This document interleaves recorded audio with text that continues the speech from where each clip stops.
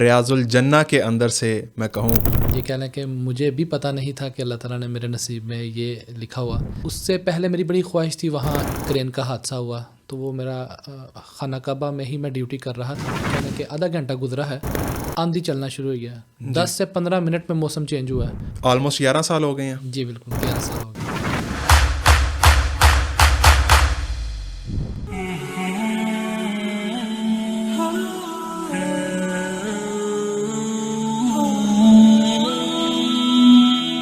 جو عام لوگ آتے ہیں ان کا بھی دل کرتا ہے وائپر پکڑ لیتے ہیں، صفائی کرنے کی کوشش کرتے ہیں. کوئی ایسا واقعہ پی ایس کی ڈگری چھوڑ کے یو کے سٹیزن شپ چھوڑ کے میں کہا نہیں بابر بھائی، میں نے لٹرلی ہاتھ ان کا پکڑا ہے کہ جب مہمان کھانا سٹارٹ کرنے لگے تو چراغ بند کر دینا. اچھا کر صاحب، مسجد نبوی کی فضیلت کے بارے میں بتائیں. کون سے آپ کے فیورٹ کون سے امام ہیں؟ اور ریاض الجنہ کی بھی فضیلت بتا دیں کہ ریاض الجنہ ایک تو مسجد نبوی ہے، مسجد نبوی کے اندر بھی مسجد قباء جانا ہے تو وہ بھی ادھر. علیم بھائی کچھ لوگ جنت البقیع کے اندر جاتے ہیں، قبرستان کے اندر. میں آپ کو اذان کے چند جملے سناتا ہوں. اشہد ان لا الہ الا اللہ. کہ آپ نے شیخ سدیس کے سامنے صراط الذین انعمت علیہم، اس کا وہ عمرہ جو ہے وہ واقعتاً اس کی نجات کا ذریعہ بنے گا.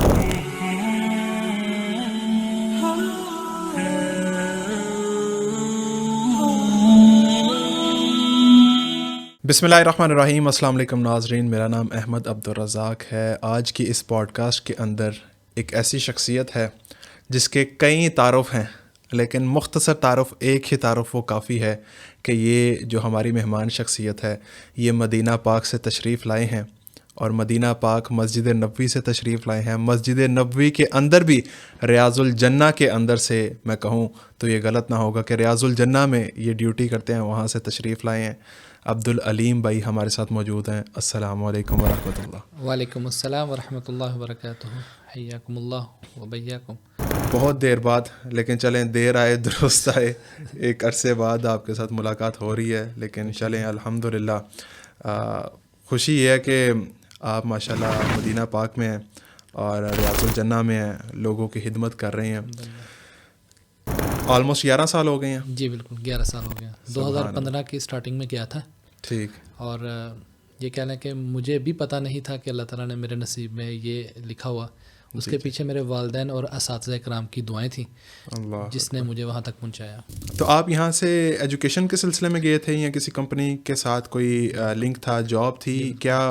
تھوڑا سا اپنے بیک گراؤنڈ تو بتائیے گا، آپ یہاں سے گئے کیسے؟ میں یہ کہتا ہوں کہ کسی بھی مسلمان شخص ہے نا، اس کے دل میں اللہ کے نبی صلی اللہ علیہ وسلم کی محبت اور خانہ کعبہ کا ایک جذبہ ہے وہاں جانے کا، مکہ اور مدینہ میں. جی جی. تو ہر شخص کی وہاں تڑپ ہے جانے کی. لیکن میں کہتا ہوں اگر انسان کو کسی بہانے سے بھی وہاں موقع مل جائے جانے کا تو اس کو وہ اویل کرنا چاہیے، مس نہیں کرنا چاہیے. میں ایم فل کی کلاس میں لاسٹ سمیسٹر تھا UMT university of management technology میں، اسلامک تھاٹ اینڈ سویلائزیشن میں کر رہا تھا. تو لاسٹ سمیسٹر میں مجھے ایک دوست نے کہا کہ یار حرمین کے ویزے آئے ہیں تو کیا آپ جانا پسند کریں گے؟ تو میں نے کہا کہ کیوں نہیں. نیکی اور پوچھ پوچھ. جی بالکل. تو اس سے پہلے میری بڑی خواہش تھی وہاں مدینہ یونیورسٹی میں پڑھنے کی. میں نے 3-4 دفعہ اپلائی کیا لیکن انہوں نے ایکسیپٹ نہیں کیا. ٹھیک. تو والدہ کی بھی دعائیں تھیں بہت زیادہ کہ اللہ تعالیٰ تمہیں وہاں لے کر جائے پڑھنے کے مقصد کے لیے. تو اس کے پیچھے میرا مقصد تھا کہ میں نے وہاں جا کے اپنی تعلیم جو ہے وہ مکمل کرنی ہے. تو میں خادمین کے ویزے پہ چلا گیا. اللہ اکبر. 2015 کے سٹارٹنگ میں جب رمضان کا مہینہ کرین کا حادثہ ہوا تو وہ میرا خانہ کعبہ میں ہی میں ڈیوٹی کر رہا تھا. اچھا تو آپ وہیں پہ تھے جب یہ حادثہ ہوا؟ یہ جو کرین کا حادثہ ہوا تھا تب آپ وہیں پہ تھے؟ جی بالکل. میری آنکھوں کے سامنے یہ کہہ لیں کہ 50 میٹر جو ہے وہ میرے سے دور کرین گری تھی. میں نے اپنی آنکھوں کے سامنے یہ سارا منظر دیکھا.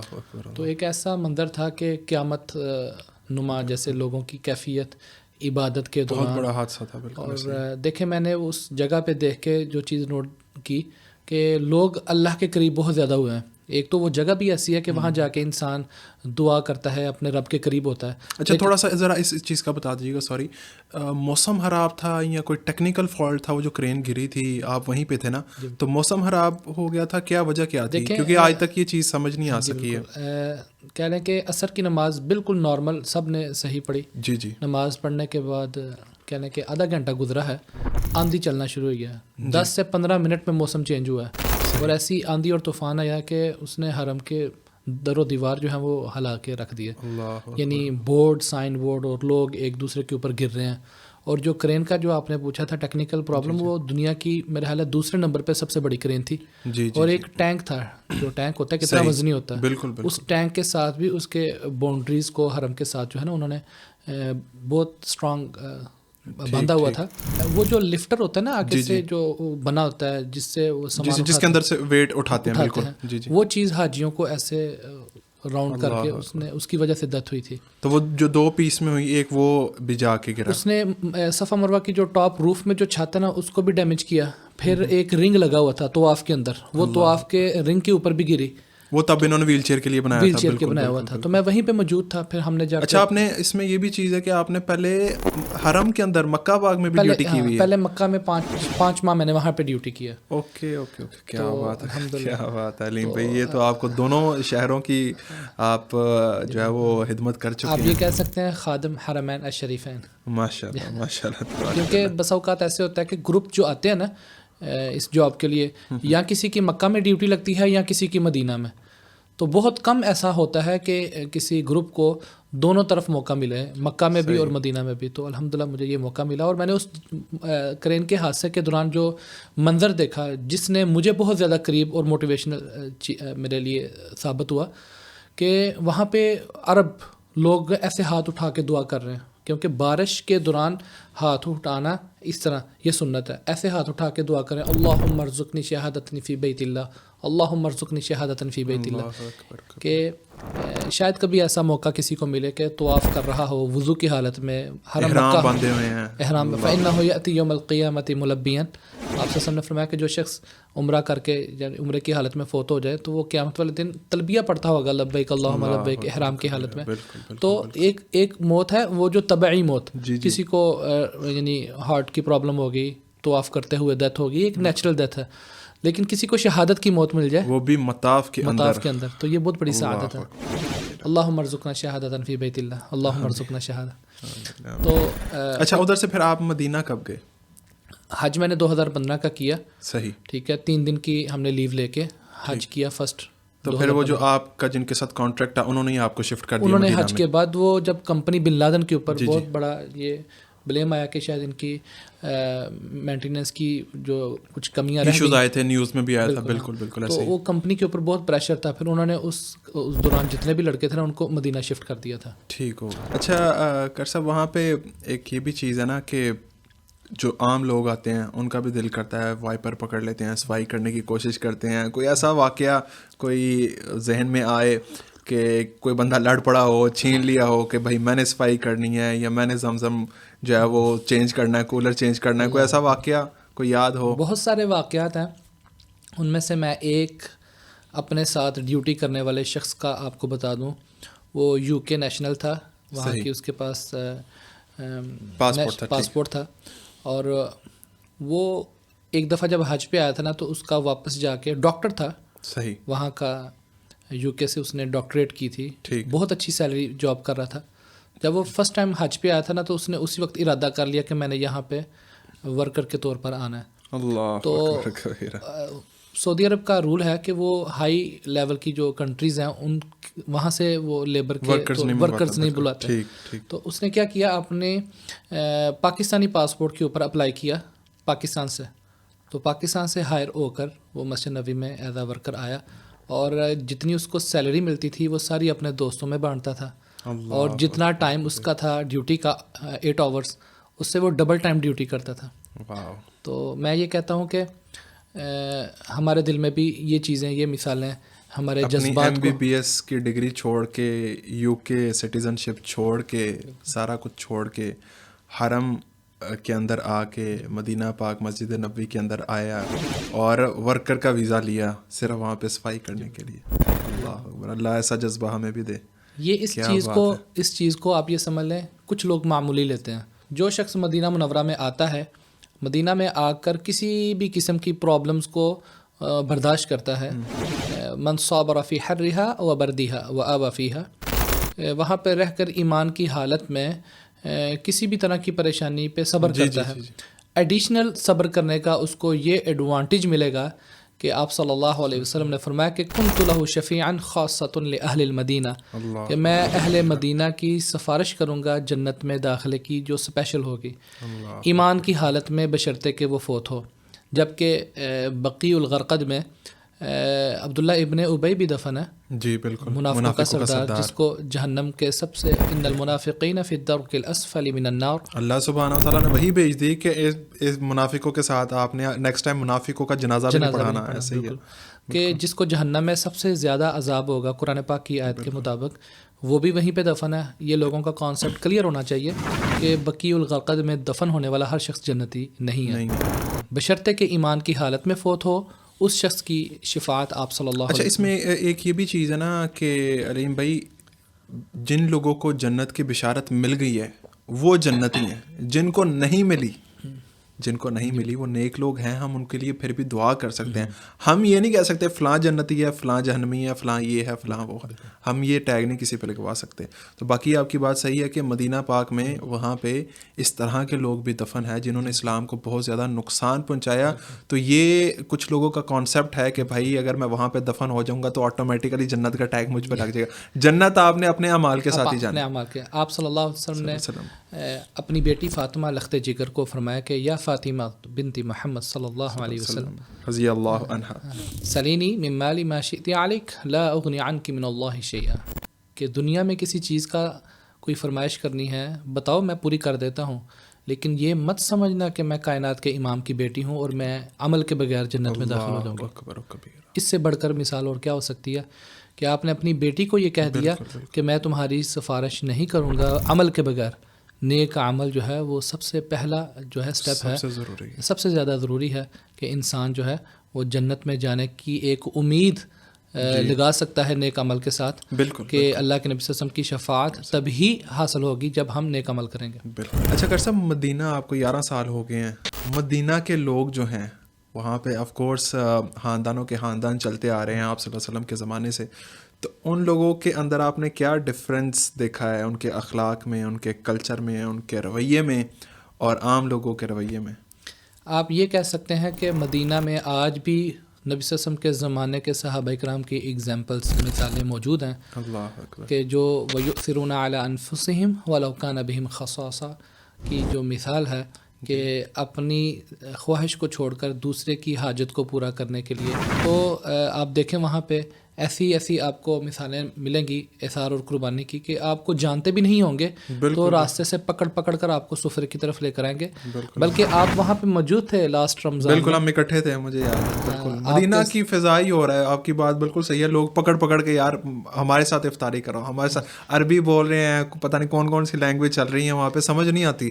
لیکن یہ مدینہ پاک کی خوبصورتی ہے، اس کی مدینہ کی فضا کے اندر ایک سکون ہے، ایک محبت ہے. ہر بندہ ایک دوسرے سے محبت کر رہا ہے، ایک دوسرے کو جگہ دے رہا ہے، ایک دوسرے سے پیار کر رہا ہے، کوئی لڑ نہیں رہا. اور ایک عجیب سی کیفیت ہے، ایک سکون ہے مدینہ کے اندر. جیسے ہی انٹر ہوتے ہیں وہ سکون پتہ نہیں کہاں سے. دیکھیں وہ اللہ کے نبی صلی اللہ علیہ وسلم نے دعا کی ہے، ان کا شہر ہے تو آف کورس اس میں سکون تو ہوگا. میں آپ کو ایک چیز بتاتا ہوں، آدمی وہاں پر جاتا ہے نا، تو اگر اثار قربانی والا نہ بھی ہو لیکن وہاں کا ماحول دیکھ کر اس کے اندر جذبہ پیدا ہو جاتا ہے. میں نے تو آپ کو بھی ایک بطور مثال کے طور پہ پہلی صف میں آپ کو جگہ ملی تھی، افطاری کا ٹائم تھا رمضان میں، تو آپ نے اپنی جگہ چھوڑ کر بابر بھائی کے لیے جو ہے نا وہ جگہ، مجھے وہ واقعہ بھی یاد ہے. مجھے تو یاد ہے میں عصر کی نماز میں آپ کو پہلی صف میں بٹھا کر اپنے کام کے لیے چلا گیا. عصر کی نماز بالکل میں نے پہلی صف کے اندر ہی امام کے پیچھے کھڑے ہو کے نماز پڑھی تھی. بالکل. تو پھر اس کے بعد میں اپنے کام پہ چلا گیا، تو بعد میں دیکھا آپ مغرب کے ٹائم بھی وہیں پہ موجود تھے. جی. تو میں حیران ہوا کہ بابر بھائی کیسے آگے چلے گئے، جو پاکستان کے فارمر کیپٹن ہیں. تو آپ کی ان کے ساتھ لائک بن گئی وہاں پہ، تو آپ نے ان کے لیے جگہ چھوڑ دی. یہ بھی ایک بہت بڑی اثار اور قربانی کی مثال ہے ہمارے سامنے. کہ وہ بتائیں کیا واقعہ تھا؟ وہ ایسے تھا، بلکہ ایک شخص آیا، اس نے میں سے ان کے پروٹوکول کے ساتھ تھا، وہ ایک کوئی شخص تھا، شاید آپ جانتے ہیں، عبدالباسط بھائی تھے. ہاں جی. وہ انہوں نے کہا جی اس کے لیے نا بابر اعظم آ رہا ہے تو اس کا بھائی ہے ساتھ، تو اس کے لیے جگہ بنائے. میں نے کہا ادھر کوئی نہیں جگہ، یہ جو جگہ ہے، حالانکہ میں بابر اعظم کا بہت بڑا فین ہوں. تو میں نے کہا ادھر جالیوں کے ساتھ، اور میں نے کہا ادھر کون بابر اعظم، کون کس کو دیکھے گا، ادھر کوئی عہدے شہدے نہیں دیکھے جائیں گے، یہ جگہ جو ہے. تو وہ پتہ نہیں کیسے جگہ بن گئی، آپ کو پتہ ہے اذان ہونے والی ہے, افطاری کا ٹائم تھا, تو وہ اس ٹائم تو ایک کشمکش ہوتی ہے, لوگ آ رہے ہیں جا رہے ہیں, اپنی جگہ بنانا بڑا مشکل تھا. تو انہوں نے کہا جی جگہ بنائیں. میں نے کہا اس ادھر کیسے جگہ بنائی جائے. خیر وہ کچھ لوگوں کو کہا, میرے ساتھ اور بھی ایک دو ساتھی تھے, ان کو کہا تھوڑا آگے ہو جائیں, تھوڑی سی جگہ بنی, وہ آگے آ کے بیٹھ گئے. اب میں نے عصر کی نماز پہلی صف میں امام کے پیچھے کھڑے ہو کے پڑھی, تو مجھے دوبارہ ادھر ہی موقع ملا کہ میں دوبارہ ادھر ہی کھڑے ہو کے دوبارہ مغرب کی نماز وہاں پہ ادا کروں.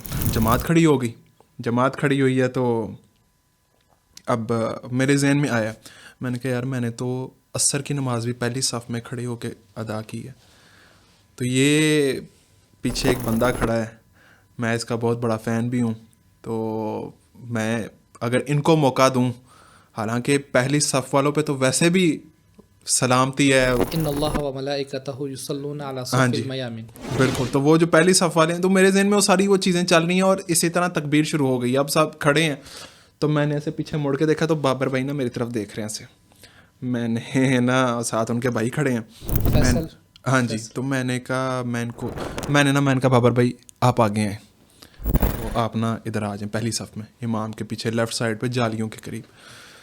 تو یقین کریں لٹرلی دل تو نہیں تھا کر رہا, لیکن میں نے کہا نہیں یار اس بندے کو نا میں آگے کرنا چاہتا ہوں اپنی جگہ پہ.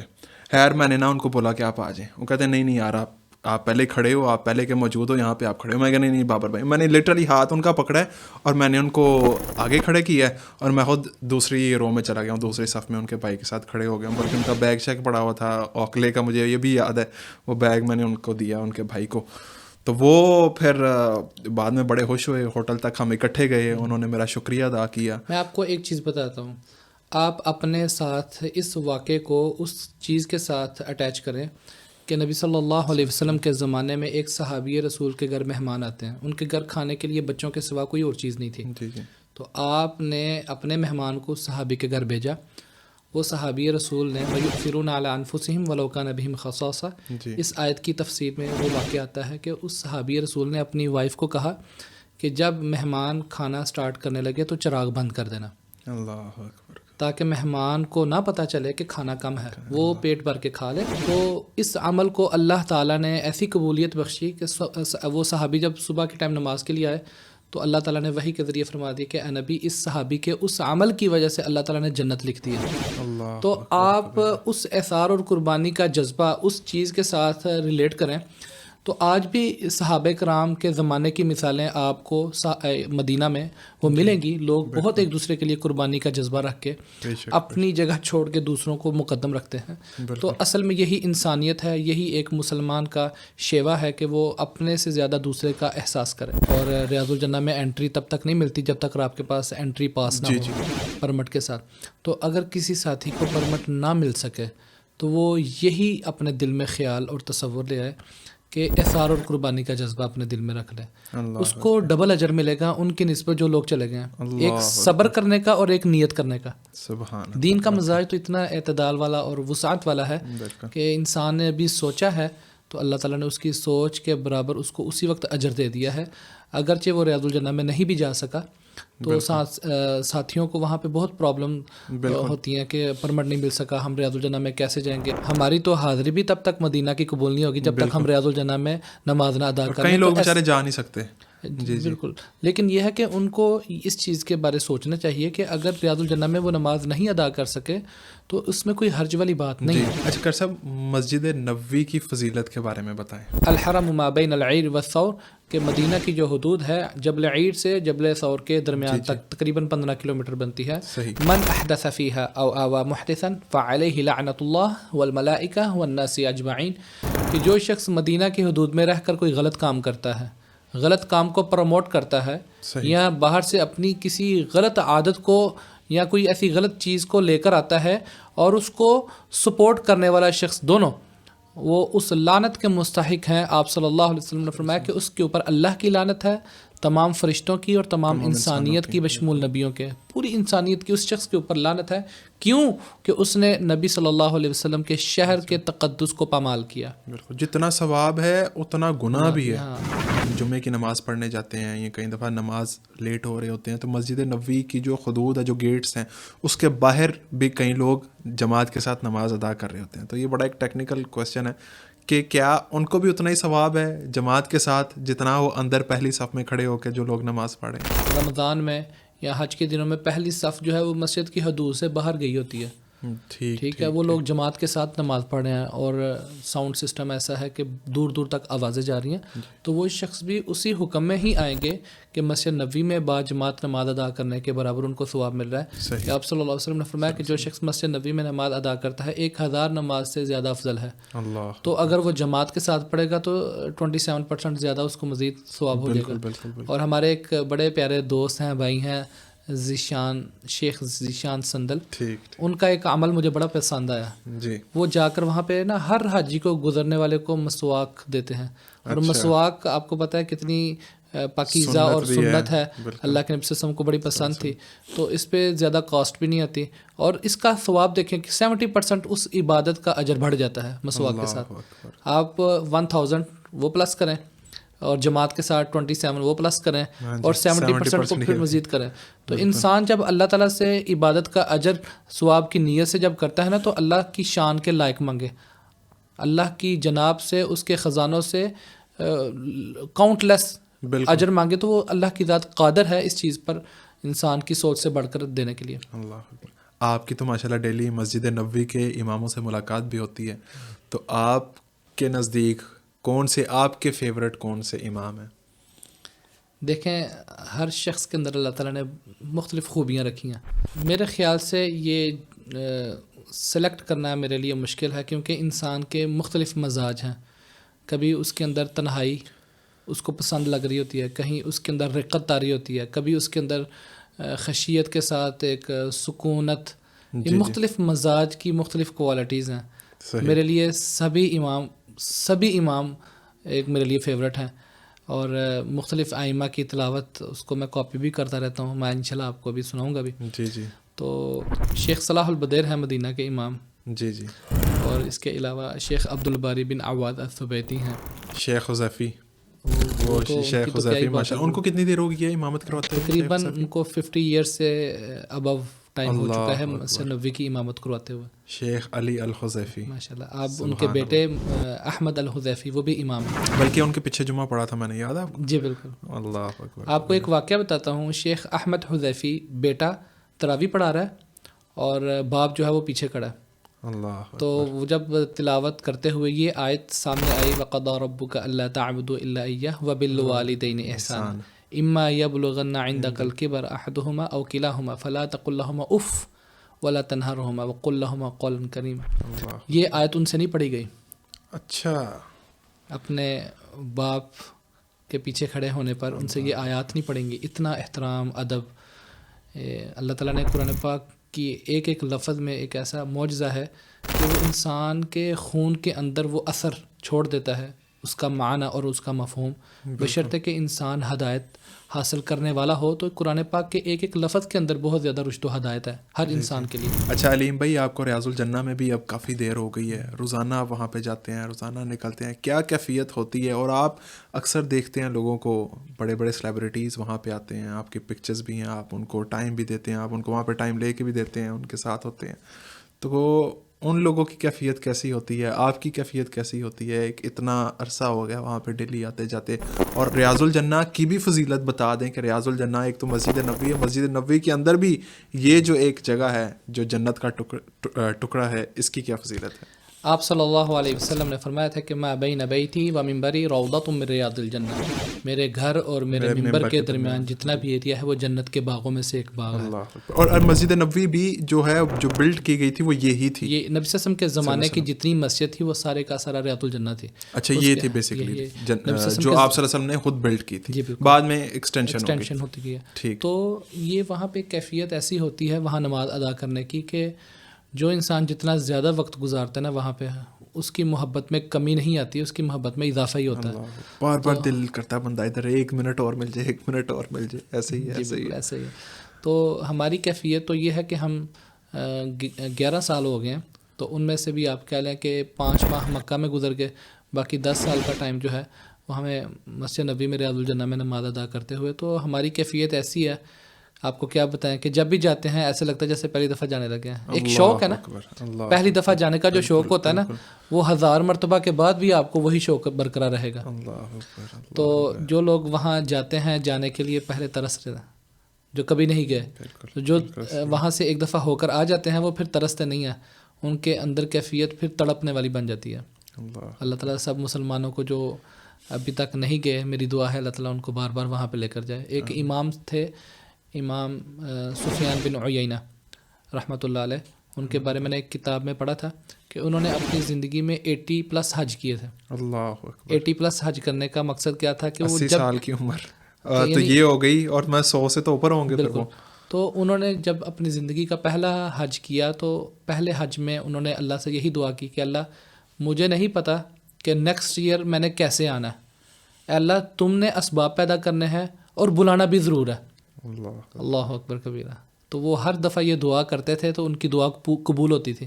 اللہ اکبر. مجھے وہ یاد ہے آپ کو, ہمارا ایک ڈرائیور ہوتا تھا جاوید, جی بالکل, تو وہ اپنا گھر بیچ کے, اللہ اکبر کبیرہ, اس نے اپنا گھر بیچا اور وہ عمرے پہ لے گیا. اس کی ماں نے اسے کہا کہ میں نے عمرہ کرنا ہے, تو اپنی والدہ کو, اپنی وائف کو, اس کی اولاد بھی کوئی نہیں تھی, تو وہ تینوں اپنا گھر بیچ کے عمرے پہ آ گئے ہیں. تو میں نے کہا واپسی کہتے ہیں واپس جائیں گے تو دیکھی جائے گی. کیسا کیسا جذبہ ہوں. میں نے ان کی سب جب ادھر ملاقات ہوئی ہے, وہ ہمارے پاس تھے, تو پھر وہ چلے گئے واپس, کیونکہ وہ دوسرے شہر میں تھے, ان کو وہاں پہ جاب مل گئی. تو وہ میں نے جب ان کو دیکھا, میں نے کہا یار کیا جذبہ ہے لوگوں کا کہ اپنا گھر بندہ بیچ کے, آپ ایک طرف کوئی گھر بیچ کے آ رہا ہے, کوئی سٹیزن شپ چھوڑ کے آ رہا ہے, کسی نے MBBS کیا ہوا ہے, ورکر کی. یہ مدینہ میں ہی ہو سکتی ہیں یہ. میں آپ کو ایک چیز بتاتا ہوں, آپ صلی اللہ علیہ وسلم کے فرامین میں ایک ایک چیز میں بہت بڑی حکمت ہے, بہت بڑے بڑے نتائج ہیں. آپ صلی اللہ علیہ وسلم نے فرمایا کہ تابع الحج والعمرہ فإنہما ینفیان من الفقر والذنوب کما ینفی الکیر من الخبث والذهب والفضہ, کہ حج اور عمرے اپنی استطاعت کے مطابق بار بار کرتے رہو.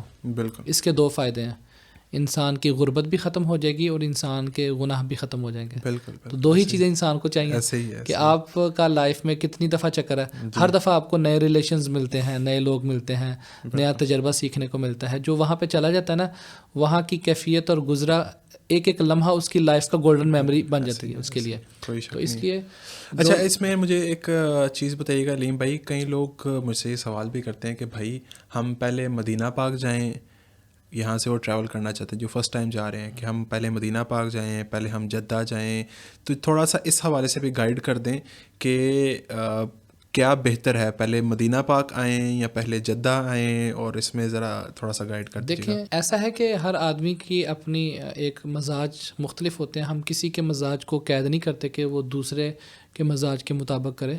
ہر آدمی کو اس کو آزادی رائے کا پورا حق حاصل ہے. جس کو مکہ اچھا لگتا ہے وہ مکہ چلا جائے, پہلے جدہ, کیونکہ اس کے لیے پھر یہ قائد ہے کہ اس نے اگر مکہ جانا ہے تو اس کو پاکستان سے ہی ایئرپورٹ سے احرام باندھنا پڑے گا. جی یہ جہاز کے اندر احرام باندھیں گے. جی بالکل, ہاں ایسے ہی ہے. تو اس کے لیے پریکٹس کرنا پڑتی ہے, لیکن مشقت والا کام زیادہ ہے اس میں. اگر پہلے جدہ جاتے ہیں کیونکہ جدہ جاتے ہی آپ نے ڈائریکٹ عمرہ بھی کرنا ہے. جی بالکل. اس نے پہلے مکہ جدہ پہنچ کر ایئرپورٹ سے اپنا سامان کلیکٹ کر کے تو پھر ٹیکسی پہ بیٹھ کے مکہ آ کر پہلے ہوٹل اپنا تلاش کرنا ہے نا. ہاں یہ بھی. تو پھر ہوٹل میں پہنچ کر اپنا روم لینا ہے, چیک ان کرنے کے بعد جلدی ہوتی ہے کہ عمرہ کر لوں, جلدی ہوتی ہے. بالکل. تو اگر کوئی شخص مدینہ منورہ آتا ہے عام لباس میں آ کر, اس کے لیے سفر کی آسانی سہولت یہ ہے کہ وہ احرام کی شرط اس کے اوپر نہیں ہوگی. بالکل. وہ مدینہ منورہ میں آ کر نبی صلی اللہ علیہ وسلم کے روضہ میں آ کے حاضری دے, نماز ادا کرے, سفر کی تھکاوٹ دور کرے, آرام کرے. تو کوئی بزرگ بھی ہیں ساتھ, فیملی ہے, تو بہتر یہ ہے کہ مدینہ پاک مدینہ سے جو عمرہ کرنے جاتے ہیں نا ان کو فریش ہو کے جائے گا. مدینہ سے جو لوگ عمرہ کرنے جاتے ہیں نا ان کو 2 چیزوں کی جو ہے نا ایڈوانٹیج ہے, وہ یہ کہ اللہ کے نبی صلی اللہ علیہ وسلم نے اپنی زندگی میں جتنے بھی عمرے کیے ہیں نا مدینہ کے میقات سے حرام بندہ ذوالحلیفہ سے. بالکل ایسے ہی ہے, بالکل. تو وہ ایک مدینہ کی حدود ہے اور ایک مکہ کی حدود. ایک اور سنت پوری ہو جاتی ہے. جی بالکل. اور ایک علماء کرام کہتے ہیں مدینہ سے احرام باندھ کے عمرہ کرنے والا شخص جو ہے نا وہ حرمین سے باہر نہیں نکلتا. حرمین کی جو حدود ہے, ایک مدینہ کی حدود ہے اور ایک مکہ کی حدود ہے, تو وہ مدینہ کی حدود سے نکل کر مکہ کی حدود میں داخل ہو جاتا ہے. اس کے علاوہ کہیں اور جگہ سے, دنیا کے کسی جگہ سے بھی آنے والے لوگ ہیں وہ آؤٹ آف دا حرم ایریا سے انٹر ہوتے ہیں. ٹھیک ہے, تو جو مدینہ سے جو ہے وہ حرمین کی حدود میں ہی رہتے ہیں. ٹھیک. تو اس کا ایک یہ بھی فائدہ ہے. یہ جو باہر واش روموں کے باہر جو فلٹرز لگے ہوئے ہیں, کیا یہ زمزم کا پانی ہے؟ نہیں, یہ لوگ اکثر زمزم سمجھ کے بھر رہے ہوتے ہیں. گورنمنٹ آف سعودی عربیہ کی کلیئرٹی ہے, اتنا خوبصورت ان کا نظام ہے کہ جہاں پہ جو چیز ہے وہاں پہ وہ لکھی ہوئی ہے. صحیح. جہاں جہاں پہ زمزم ہوگا اس کے اوپر لکھا ہوگا. ٹھیک. مدینہ منورہ میں مسجد کے اندر جو کولرز ہیں ان کے اوپر لکھا ہوا ہے زمزم. بالکل. اور اچھا, باہر زمزم کہیں سے ملتا ہے؟ نہیں, باہر نہیں. باہر ایک 309 گیٹ کے باہر انہوں نے ایک ایریا مختص کیا ہوا ہے. صحیح. اور نماز کے اوقات کے علاوہ جو ہے وہ ادھر سے جا کے آپ بھر سکتے ہیں, اپنے ہوٹل کے لیے لے کر جا سکتے ہیں. وہ کوئی لیکن اندر یہ جو بوٹلز لے کر آتے ہیں یا کوئی مینجمنٹ کا کافی زیادہ جو ہے نا وہ ممنوع ہے, انہوں نے ممنوع ہے کہ آپ اندر لے کر نہیں جا سکتے. سسٹم ڈسٹرب ہوتا ہے بہت زیادہ. جی. تو جو چیز منع کی گئی ہے تو اس کو کرنا بھی, اس کو پریکٹس بھی نہیں کرنی چاہیے. لوگ اکثر ہوتا ہی ہے کہ پیچھے رش ہے, لائن لگی ہوئی ہے. میں لوگوں کو بھی یہ کہنا چاہوں گا کہ وہ ایک بندہ اپنی بوٹل لے کے آگے بیٹھا ہوا ہے کولر کے آگے, پیچھے سارے لوگ نمازی ہیں اور وہ زمزم پینا چاہ رہے ہیں, حالانکہ اس چیز سے منع بھی انہوں نے کیا ہوا ہے. اور آپ نے 309 نمبر گیٹ بتایا کہ جس نے اپنے ہوٹل میں لے کے جانا ہے یا ساتھ لے کے جانا ہے تو وہ ادھر چلا جائے, وہاں سے پانی لے لے. تو یہ اس جگہ کو چھوڑ دے, ادھر جو پیچھے حاجی ہیں آپ ان کو ڈسٹرب کر رہے ہیں. دیکھیں اللہ تعالیٰ قرآن پاک میں فرماتے ہیں یا بنی آدم خذوا زینتکم عند کل مسجد. جب آپ مسجد میں داخل ہو اے بنی آدم, تمہارے اندر ایک زینت اختیار کر کے جاؤ. خذوا زینتکم, بالکل کہ مسجد میں جاؤ تو زینت اختیار کر کے جاؤ, تیار ہو کے جاؤ, خوشبو لگا کے جاؤ. میں آپ کو ایک چیز بتاؤں, جی, میں نے یہ چیز سعودی عرب کے لوگوں میں دیکھی ہے کہ وہ شادی میں جانے سے پہلے اتنا تیار نہیں ہوتے جتنا مسجد میں نماز پڑھنے آنے سے پہلے تیار ہوتے ہیں. ان کا رومال, ان کا جو ثوب ہے, ان کی خوشبو ہے, ان کا گیٹ اپ ہے, جو اللہ سے ملاقات ہے. بالکل. کسی بڑے وزیر اعظم سے, کسی جرنیل سے یا کسی سیلیبریٹی سے, کسی اسٹار سے, کسی سیلیبریٹی سے ملاقات نہیں ہے, اللہ سبحانہ و تعالیٰ سے ملاقات ہے. اللہ سبحانہ و تعالیٰ نے انویٹیشن بھیجا ہے, حی علی الصلاح حی علی الفلاح, آ جاؤ. تو وہ آف کورس ہم شاید اس چیز کو نہیں سمجھتے, ہمیں سمجھنا چاہیے, ہمیں اسی طرح تیار ہو کے جانا چاہیے. آپ نے ایک کہاوت سنی ہوگی کہ جیسا دیس ویسا بیس. بالکل. تو ہمارے لوگوں کو وہاں جانے سے پہلے تربیتی ورکشاپس جو ہے وہ اٹینڈ کر کے پوری معلومات لے کر پھر جانا چاہیے. جی, وہ وہاں پہ جا کے بیچارے کہہ رہے ہوتے ہیں جی نسخ ایپ, احرام کے مسئلے, پھر اس کے بعد ویل چیئر نہیں کسی کو مل رہی, کسی کو پانی نہیں مل رہا, تو وہ ایک عجیب کیفیت ہوتی ہے. اور مزے کی چیز بتاؤں, آپ نے بھی یہ چیز دیکھی ہوگی وہاں پہ, یہ زیادہ ہم لوگوں کے اندر ہی ہے یہ چیز. باقی وہاں پہ چائنیز آتے ہیں اور ملیشینز آتے ہیں, ٹرکی سے بہت سارے لوگ آتے ہیں, سارے جو مسلمان کنٹریز ہیں ان لوگوں کے اندر یہ چیزیں نہیں ہیں. ہمارے لوگوں کے اندر ہے یہ چیز کہ وہ ایسے وداؤٹ پریپریشن آ جاتے ہیں اور وہاں پہ آ کے پھر مسئلے مسائل, اور یہ کسی کو دم پڑ گیا, کسی کا کوئی مسئلہ ہو گیا, تو یہاں سے پریکٹس کر کے, یہاں سے کسی عالم سے پوچھ کے, کسی کے پاس بیٹھ جائیں 10 منٹ, کسی اپنی مسجد کے امام کے ساتھ, اس سے پوچھیں, پھر جائیں. اور پھر وہاں پہ جا کے ریاض الجنہ جانا ہے, اس کا طریقہ کیا ہے, نسخ ایپ جو ہے اس کو, اس کے اوپر پرمٹ کیسے لینا ہے, یہ ساری چیزیں. دیکھیں میں اس بارے میں یہ کہوں گا کلکم راعٍ وکلکم مسئول عن رعیتی. ہر شخص مسئول ہے اپنی ذمہ داری کے اوپر. ہر معاشرے کے ہر فرد کو اس میں کردار ادا کرنا چاہیے. بالکل. انوائرمنٹ جو ہے نا وہ انسان کے اخلاقیات میں, رویوں میں بہت زیادہ چینج لاتا ہے. جس طرح کا انوائرمنٹ حکومت جو ہے وہ اپنی عوام کو دے گی, عوام ویسی ہوگی.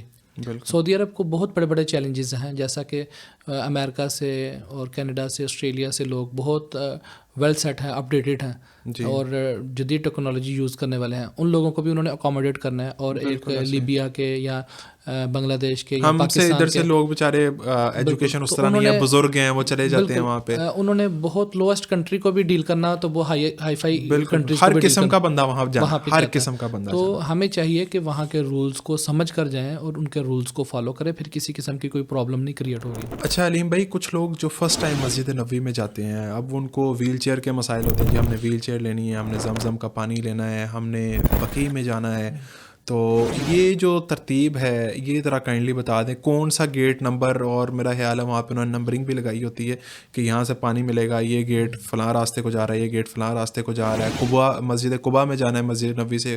تو یہ ذرا کائنڈلی وہ گیٹس کے بارے میں بتا دیجیے گا. میں یہ کہتا ہوں کہ جو بھی آدمی فرسٹ ٹائم جا رہا ہے نا, سب سے پہلے اس کو اپنے ہوٹل کا کارڈ لینا چاہیے. کارڈ اس کے اوپر ایڈریس لکھا ہوا, اس کو اپنے ہوٹل کی لوکیشن کا پتہ ہو. جی بہت سارے لوگ وہاں پر مسجد نبوی شوق سے آتے ہیں, واپسی کا راستہ بھول جاتے ہیں. بالکل ٹھیک ہے, ہمارا ہوٹل کس سائڈ پہ تھا. تو یہ ہے کہ سب سے پہلے اپنے ہوٹل کا کارڈ لے, وہ گلے میں ڈال لیں, گلے میں ڈال لے, یا اپنا ایک فون نمبر لے, نمبر ساتھ اوپر لکھ لے. مسجد نبوی پہنچ کر جس گیٹ سے انٹر ہو اس کی پکچر لے لے کہ میں کس گیٹ سے انٹر ہوا ہوں, اور جس گیٹ سے انٹر ہوگا گیٹ کے ساتھ ہی مسجد کی نمازوں کے اوقات جدول شیڈیول لکھا ہوگا, اس کی پکچر لے لے. صحیح ہو, ٹھیک ہے. اور اپنی ترتیب رکھے. اگر کوئی لیڈیز ہیں تو ان کے ریاض الجنہ کی ٹائمنگ عشاء کی نماز کے بعد ہے اور فجر کی نماز کے بعد ہے. اور جینٹس جو ہیں لیڈیز کے ٹائمنگ کے علاوہ جینٹس کا ٹائم ہے 367 گیٹ باہر والا قبلے والی سائڈ سے, وہاں سے انٹری ہے.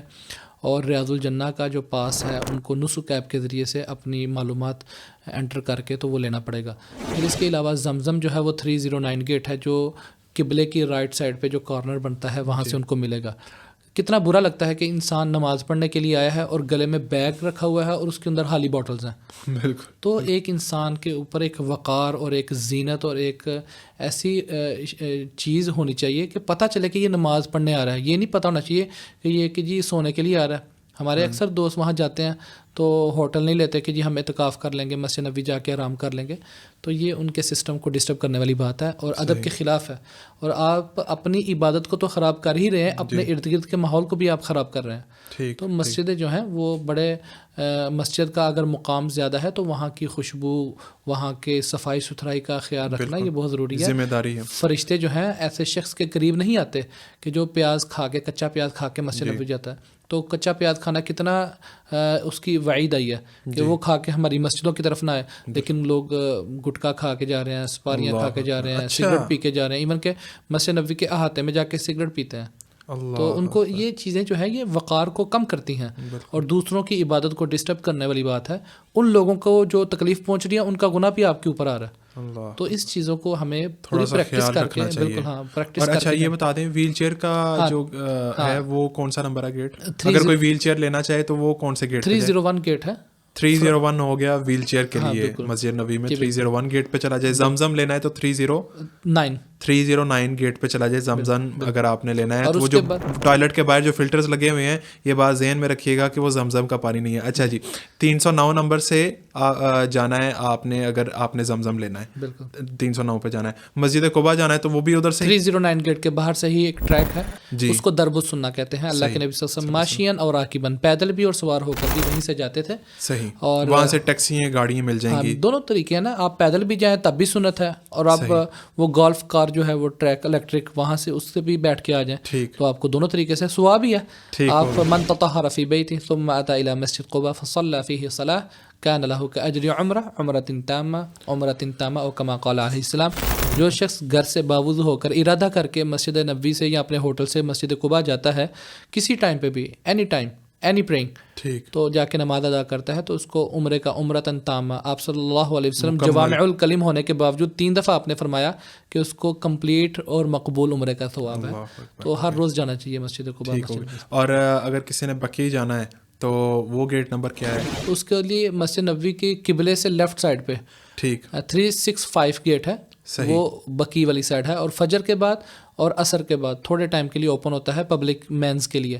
لیڈیز جو ہے وہ باہر سے ہی سلام کر سکتی ہیں. ٹھیک. علیم بھائی کچھ لوگ جنت البقیع کے اندر جاتے ہیں, قبرستان کے اندر, اور وہاں پہ لوگ ایک دوسرے سے باتیں بھی کر رہے ہوتے ہیں, جی یہ فلاں صحابی کی قبر ہے, فلاں صحابی کی قبر ہے, فلاں کی قبر ہے, فلاں امام کی قبر ہے.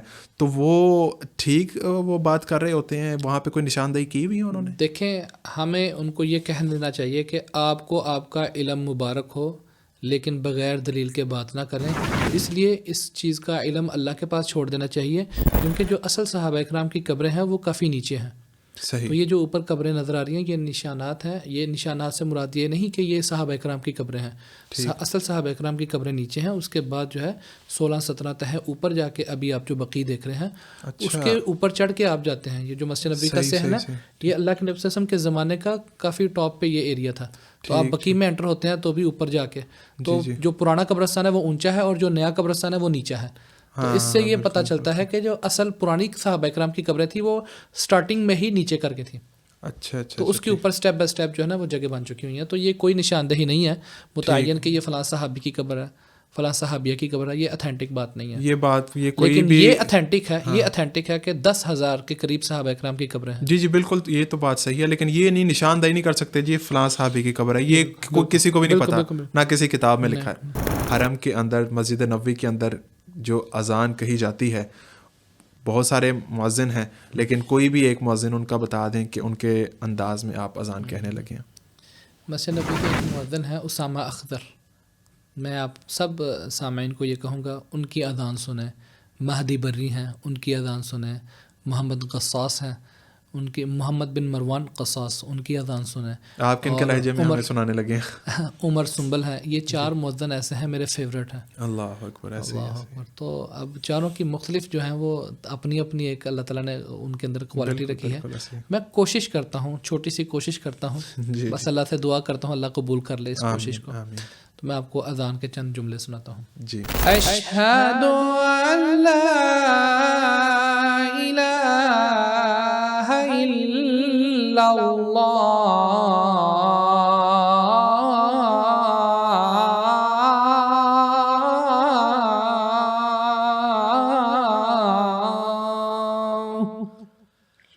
اشہد ان محمد رسول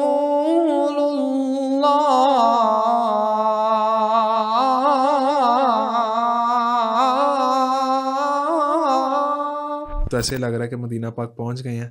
تو میں چاہوں گا کہ آپ ہمیں کوئی جس طرح حرم پاک میں اقامت کہی جاتی ہے اس طرح سے آپ ذرا پلیز کوشش کریں. ہم آپ کے جذبات کی قدر کرتے ہیں. ماشاءاللہ آپ کے اندر بڑا نیکی کا جذبہ ہے. جی. دعا کرتے ہیں اللہ تعالیٰ آپ کو بھی اسی محبت میں وہاں کا مؤذن بنا دے. ہم دعا کر سکتے ہیں. اللہ اکبر اللہ اکبر اشہد ان لا الہ الا اللہ اشہد ان محمد رسول اللہ حی علی الصلاة حی علی الفلاح قد قامت الصلاة قد قامت الصلاة اللہ اکبر اللہ اکبر لا الہ الا اللہ. اچھا علیم بھائی, بڑی ہمت کی بات ہے کہ آپ نے شیخ سدیس کے سامنے ان کے سامنے کھڑے ہو کے ان کے انداز میں آپ نے ان کو کاپی کیا, ان کے انداز میں آپ نے سورہ فاتحہ کی تلاوت ان کو سنائی. تو میں چاہوں گا کہ آپ ہمارے ناظرین کو بھی اسی انداز میں سورہ فاتحہ کی تلاوت سنائیں شیخ سدیس کے انداز میں. ٹھیک ہے انشاءاللہ. بسم اللہ الرحمن الرحیم الحمد للہ رب العالمین الرحمن الرحیم مالک یوم الدین ایاک نعبد و ایاک نستعین اهدنا الصراط المستقیم صراط الذین انعمت علیہم غیر المغضوب علیہم ولا الضالین.